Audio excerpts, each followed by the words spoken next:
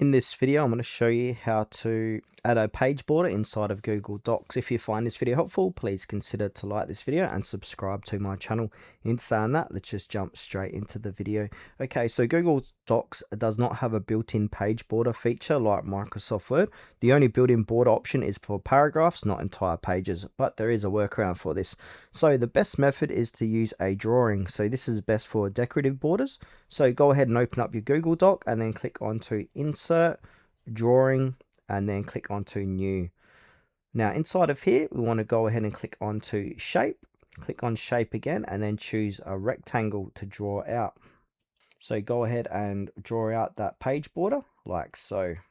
Now once you've done that, we need to make this transparent. So click onto the drawing and then we need to go ahead and click onto the fill color and click onto transparent. Now you got a transparent border. Now we can increase the thickness of the border by clicking on that. So if you want it 1 pix or 24, I'm going to keep this at 4 pix. You can also change the color of this border. Then once you're happy with it, go ahead and click on save and close. And then we can go ahead and add that border to your document.